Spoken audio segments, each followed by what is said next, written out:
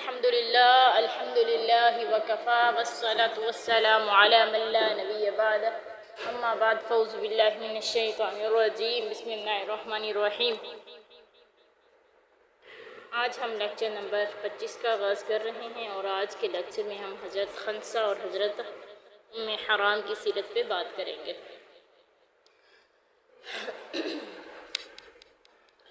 تو لیکچر کے آغاز سے پہلے آپ سے ریکویسٹ ہے کہ ویڈیو کو لائک اور شیئر لازمی کر دیں اور چینل کو سبسکرائب بھی کر دیں تاکہ ہر آنے والی ویڈیو کو نوٹیفیکیشن آپ تک پہنچ جائے۔ لائک اور شیئر کریں، زیادہ سے زیادہ شیئر کریں تاکہ اور لوگ بھی مستفید ہو سکیں اس سے۔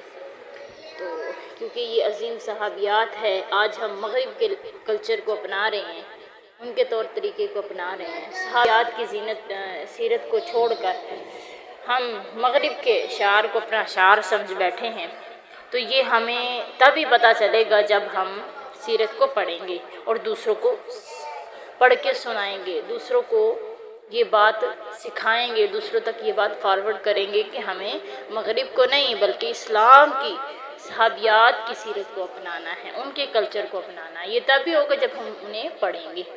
اللہ تعالی ہمیں صحابیات کی زندگیوں کی طرح ہمیں بھی زندگیاں بسر کرنے والا بنائے۔ آئیں سب سے پہلے حضرت خنسہ کی سیرت پہ بات کرتے ہیں۔ نام ان کا تمازر تھا اور خنسہ لقب تھا۔ قبیلہ قیس کے خاندان سلیم سے ہیں۔ سلسلہ نسبیہ کے خنسہ بنت عمر بن شرید بن رباح بن یقظہ بن عصیہ بن خفاف بن عمر القیس بن وحثہ بن سلیم بن منصور بن اکرمہ بن حفصہ بن قیس بن اعلان بن مزر نجد کے رہنے والی تھی۔ ان کی پہلی شادی قبیلہ سلیم کے ایک معزز شخص رواحہ بن عبد العزیٰ سے ہوا۔ ان کے انتقال کے بعد مرواس بن ابو عامر کے نکاح میں آئی۔ تو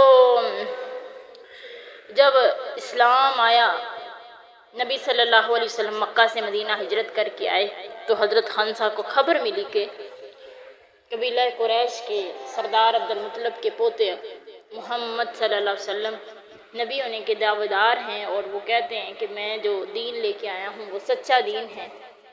اور وہ مدینے آئی اور نبی صلی اللہ علیہ وسلم کے پاس آ کے انہوں نے اسلام قبول کر لیا۔ جب نبی صلی اللہ علیہ وسلم کے پاس آئی نا تو نبی صلی اللہ علیہ وسلم نے ان کے اشعار سنے اور تعجب کرتے رہے، اور یہ ہجرت کے بعد کا واقعہ ہے۔ حضرت خنسہ شاعرہ، اسلام سے پہلے شاعرہ تھی۔ یہ شاعرہ کیسے بنی؟ واقعہ مختصر کچھ اس طرح ہے کہ خنسہ ان کا لقب تھا۔ خنسہ کہتے ہیں چھوٹی ناک والی کو، ٹھیک ہے۔ ان کا نام جو تھا وہ تمازر ان کا نام تھا۔ تو ان کی شادی ہوئی، پہلی شادی ہوئی تو طلاق ہو گئی۔ جب دوسری شادی ہوئی نا مرواس بن ابو عامر سے، تو وہ کیا کرتا تھا، وہ سودی کاروبار کیا کرتا تھا اور اسی طرح سودی کھیل کھیلا کرتا تھا۔ تو کہ سردار ہونے کے باوجود بھی اس نے اپنا سب کچھ گنوا دیا تھا، اور ایک دن اپنی بیوی سے خنسہ سے کہتا ہے اب میرے پاس تو کچھ نہیں بچا، تیرے بھائی سردار ہیں تو جاؤ ان سے کہو کہ تجھے کچھ دیں۔ تو حضرت خنسہ کے دو بھائی تھے، ایک کا نام تھا معاویہ اور دوسرے کا نام تھا صخر۔ تو جو صخر تھا وہ حضرت خنسہ سے بڑی محبت کرتا تھا۔ حضرت خنسہ اپنے بھائی صخر کے پاس آئی، معاویہ کے پاس نہیں آئی، صخر کے پاس آئی۔ تو اس سے کہا کہ میرے شوہر نے سب کچھ بیاج میں جو ہے نا وہ دے کے گنوا لیا ہے، اب کچھ بھی نہیں بچا، تو اس نے مجھے تیرے پاس بھیجا ہے کہ میری مدد کر۔ تو بھائی جو تھا اتنا دلیر تھا، اتنی بہن سے محبت تھی اسے کہ کہتا آ جاؤ میرے ساتھ، اور اپنے اونٹوں کی، گھوڑوں کی، ہر طرح کی قسمیں جو تھی نا، اس نے کیا کہا، حکم دیا کہ آدھے اونٹ اور گھوڑے جو ہے نا وہ ایک جانب کر دو، آدھوں کو ایک جانب کر دو، مطلب دو طرفوں میں، دو سائڈوں پہ کھڑے کر دو سارے جانوروں کو، مطلب آدھے آدھے کر کے۔ اور کہا بہن کو لے کے گئے، کہا خنسہ ان دونوں لائنوں میں سے جو تیرا دل چاہتا ہے نا، دونوں میں سے جو چوز کرنے کا وہ تم جانور لے سکتی، وہ سب تیرے ہو جائیں گے۔ بہن حیران ہو گئی، اور ایک طرف والے یعنی ایک سائڈ والے سارے ہی جانور لے کے چلی گئی۔ پھر کچھ ہی عرصہ گزرا تھا، کوئی سال 2 سال کا عرصہ گزرا تھا، تو کیا ہوا کہ پھر حضرت خنسا کے شوہر نے سب کچھ گنوا دیا۔ پھر حضرت خنسا جو ہے نا اپنے بھائی کے پاس آئی، پھر بھائی نے ایسے ہی کیا، کہا کہ جو ان دونوں طرفوں میں سے جو جانور لے جانا چاہتی ہو لے جاؤ۔ پھر اتنے زیادہ جانور دیے بہن کو بھائی نے۔ تو جب بہن لے کے آئی اپنے شوہر کے پاس تو کہنے لگی اب خیال رکھنا کہ اگر اب تو نے یہ جانور گنوا دیے نا، یہ مال ضائع کر دیا، تو میں اب تم سے طلاق لے کے چلی جاؤں گی۔ حضرت خنسا کے شوہر باز نہ آیا، پھر سب کچھ گنوا دیا اور حضرت خنسا کو طلاق لینی پڑی۔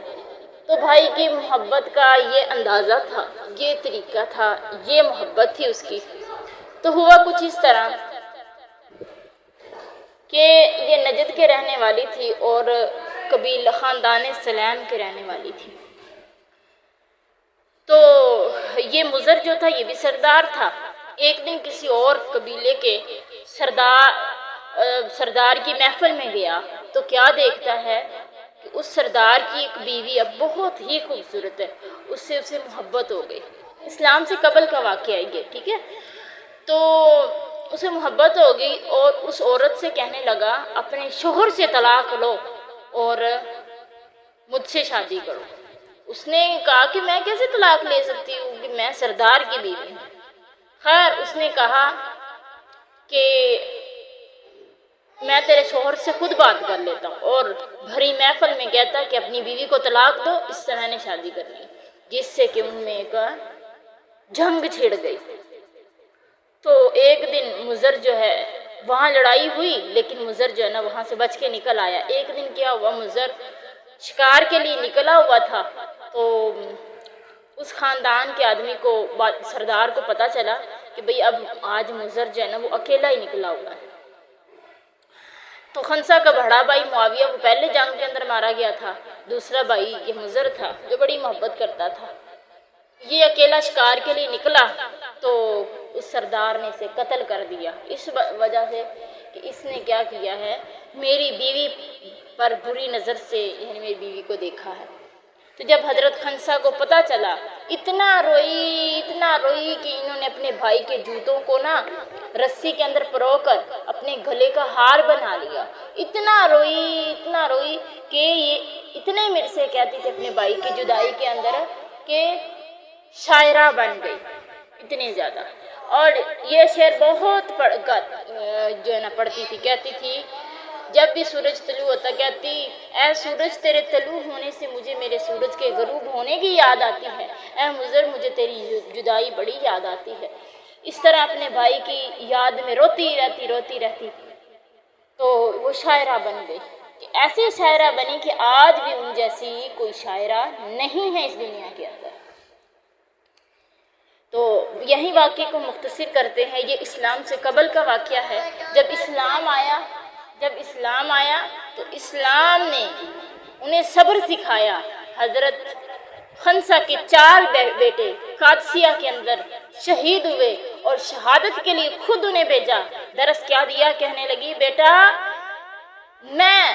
میں نے تمہارے باپ کے ساتھ خیانت نہیں کی، میں نے اللہ کے ساتھ خیانت نہیں کی، میں تمہیں حلال کا کھانا کھلایا ہے، تمہارے لیے کھانے کی کمی نہیں تھی کہ تمہیں جنگ کے لیے روانہ میں کرنے لگی ہوں۔ لیکن یہ شہادت بہت عظیم چیز ہے، تو شہادت بہت عظیم چیز ہے، یہ دنیا مختصر ہے۔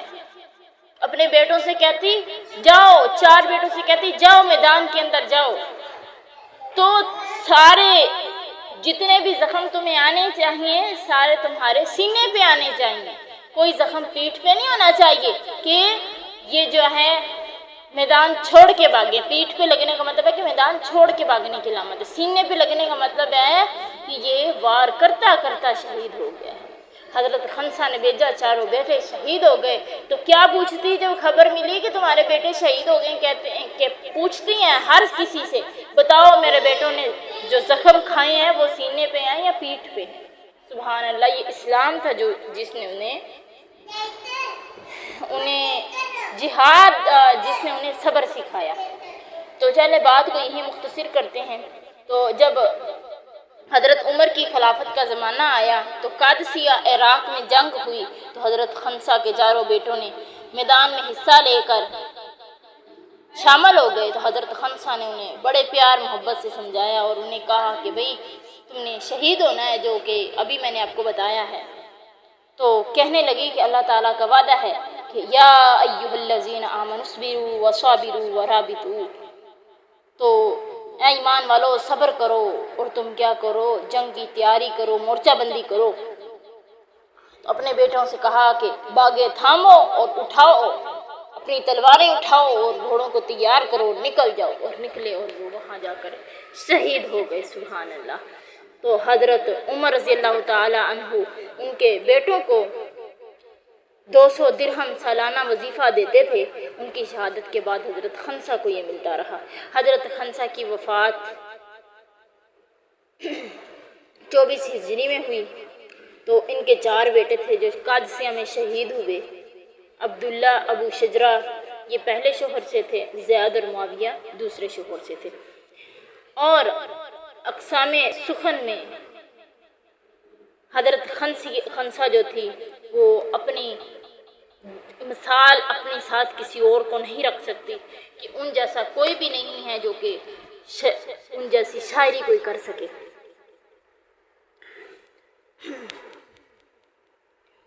اوکاز کے بازار کے اندر جو شعرائے عرب کا سب سے بڑا مرکز تھا، یعنی اوکاز، حضرت خنسا کو یہ امتیاز حاصل تھا کہ ان کے خیمے کے دروازے پر ایک علم نصب تھا، ایک جھنڈا لگا ہوا تھا جس پر یہ الفاظ لکھے تھے کہ ارث العربی، یعنی عرب میں سب سے بڑی مرثیہ، سب سے بڑی شاعرہ۔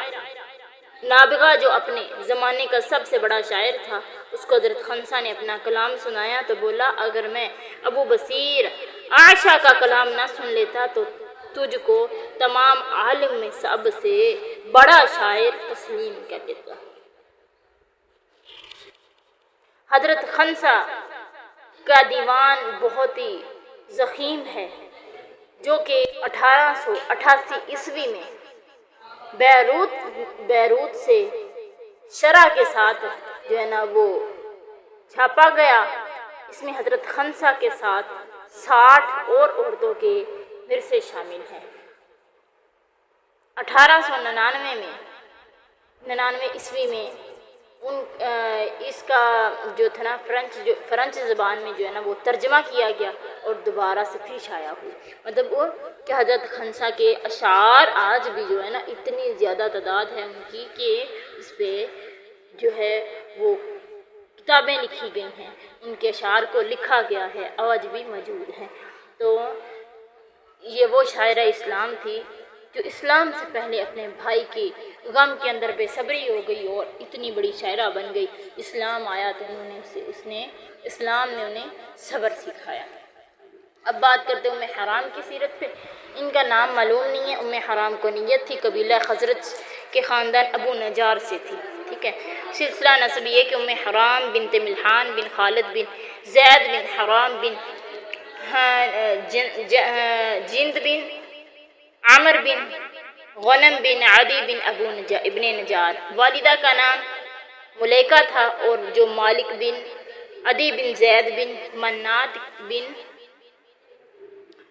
عدی بن عمر بن مالک بن نجار کی بہن تھی۔ اس بنا پر ام حرام ام سلیم کی بہن اور حضرت انس کی خالہ تھی اور نبی صلی اللہ علیہ وسلم کی بھی خالہ تھی۔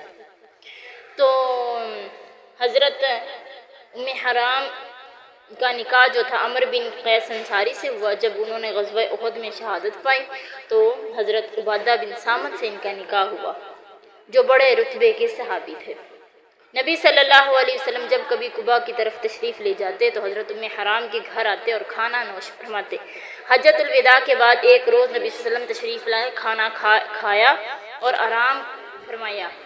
ام حرام نے نبی صلی اللہ علیہ وسلم کی سر کی جوئیں دیکھی کیونکہ آپ صلی اللہ علیہ وسلم کی خالہ لگتی تھی نا، محرم تھی، تو نبی صلی اللہ علیہ وسلم سو گئے۔ تھوڑی دیر بعد آپ صلی اللہ علیہ وسلم مسکرائے اور فرمایا کہ مجھے خواب آیا ہے کہ میری امت کے کچھ لوگ سمندر میں غزوے کے ارادے سے سوار ہیں۔ حضرت ام حرام نے کہا یا رسول اللہ دعا کیجئے اس میں بھی شامل ہو جاؤں۔ آپ صلی اللہ علیہ وسلم نے دعا کی اور پھر آرام فرمایا۔ پھر کچھ دیر بعد مسکراتے ہوئے اٹھے اور اسی خواب کا دوبارہ ذکر کیا۔ حضرت ام حرام نے پھر اپنی شرکت کے لیے دعا کی درخواست کی۔ فرمایا تم پہلی جماعت کے ساتھ ہو۔ اس خواب کی تعبیر 28 ہجری میں پوری ہوئی۔ حضرت امیر معاویہ حضرت عمر کی طرف سے شام کے حاکم تھے۔ انہوں نے بڑی بار بہت مرتبہ جزائر پر حملہ کرنے کی خواہش ظاہر کی، لیکن حضرت عمر نے اجازت نہ دی۔ حضرت عثمان کی خلافت میں زمانہ خلافت میں انہوں نے اپنا ارادہ ظاہر کیا تو اجازت ملی۔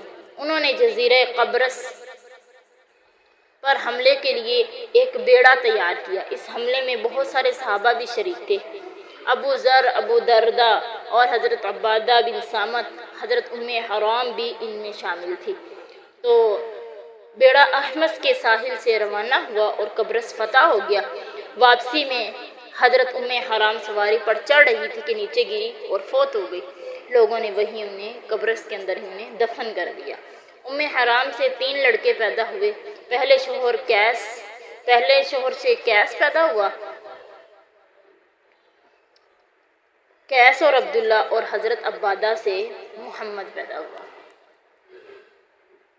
اچھا، تو نبی صلی اللہ علیہ وسلم کی چند احادیث ان سے روایت کی گئی ہیں۔ راویوں میں حضرت عبادہ بن سامت اور حضرت انس، حضرت عمر بن اسود اور عطا بن یسار اور یعلا بن حداد بن اوس شامل تھے۔ تو دیکھیں ام حرام کتنی عظیم صحابیہ تھی کہ انہیں جہاد کا کتنا شوق تھا۔ تو آج ہم کتنا ڈرتی ہیں، وہ موت سے نہیں گھبراتی تھی، وہ جہاد کو سمجھتی تھی کہ بھئی کتنی عظیم بات ہے کہ ہم جہاد کرتے کرتے ہم بھی شہید ہو جائیں۔ وہ شہادت کی طلبگار تھی۔ تو قبرص کو جب فتح کیا گیا تو یہ ساتھ تھی، شامل تھی۔ انہوں نے نبی صلی اللہ علیہ وسلم سے دعا کروائی تھی کہ دعا کیجئے میں بھی ان میں شامل ہوں۔ آج دیکھیں کہ غزہ کے اندر لوگ جہاد کے لیے، غزہ کے لوگوں کی امداد کے لیے نکل رہے ہیں۔ تو کتنے لوگ ہیں آج بھی ان کے اندر جذبہ ہے، کتنی ہی خواتین نکل رہی ہیں، یہ بھی جہاد کے لیے ہے، اپنی جانوں کو اپنی ہتھیلیوں پہ رکھ کے نکل رہی ہیں۔ ہمارے اندر بھی یہ جذبہ ہونا چاہیے یار۔ جب ہم وہ ویڈیو دیکھیں، ان کی ویڈیوز جب دیکھیں کہ وہ بیڑا جو قافلہ جا رہا ہے، تو کہ کاش کہ ہم بھی اس سفر کے اندر ہم ان کے ساتھ ہوتے۔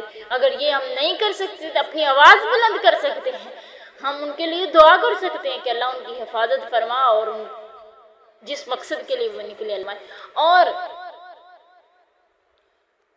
ان کی حفاظت کے لیے حکومت سے اپیل کی جائے کہ ان کی اچھی سے اچھی سیکورٹی کا جو ہے نا بندوبست کریں، زیادہ سے زیادہ اس بات پہ جو ہے نا انہیں ترغیب دلائیں کہ ان کی سیکورٹی کی زیادہ سے زیادہ تلقین کرے کہ انہیں کسی قسم کی پریشانی نہ آئے، کیونکہ وہ صحیح سالم پہنچیں گے تو جو غزہ کے لیے امداد لے کے گئے ہیں تو وہ ان تک پہنچ سکے گی۔ اللہ تعالی ہمیں بھی ان صحابہ کو سمجھ کر عمل کرنے کی توفیق عطا فرمائے۔